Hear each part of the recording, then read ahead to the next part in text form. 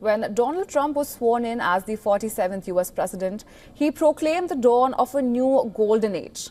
However, from stocks to dollars, Trump's golden age is off to an ugly start. Investors who bet against Trump and bought gold after his inauguration have been rewarded, as the yellow metal has soared to a record high.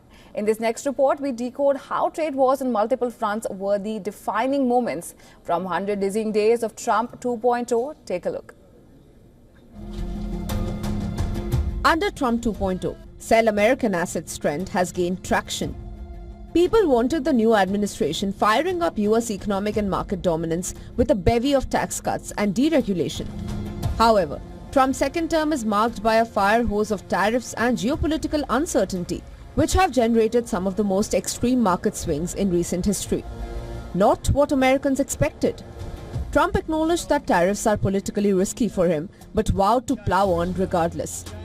Referring to tariffs, he said, "I just think that I'll be able to convince people how good this is."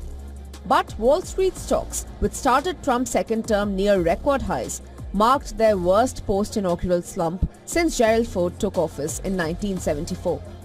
The dollar, also revisiting the 1970s, has weakened by the most since the US abandoned the gold standard more than 50 years ago. The market standouts. Gold, the ultimate safe haven, has soared to a record. Bitcoin, despite declining this year, has largely held on to post-election gains on optimism for crypto-friendly policies under Trump. Despite recent stability, the S&P 500 index is down about 8% since his inauguration. The disruptions unnerved investors and sent the S&P 500 spinning into its seventh fastest correction since 1929. It's a U-turn few on Wall Street saw coming after 2 straight years of over 20% gains and what was expected to be a pro-growth agenda. Tariffs continue to be the main topic of concern.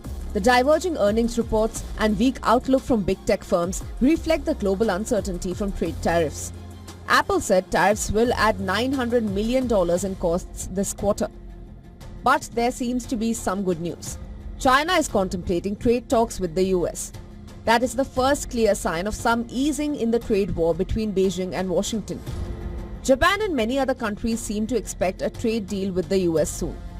However, countries like Vietnam seem to be caught in a tug-of-war between global economic superpowers. Business Bureau, WION, World is One.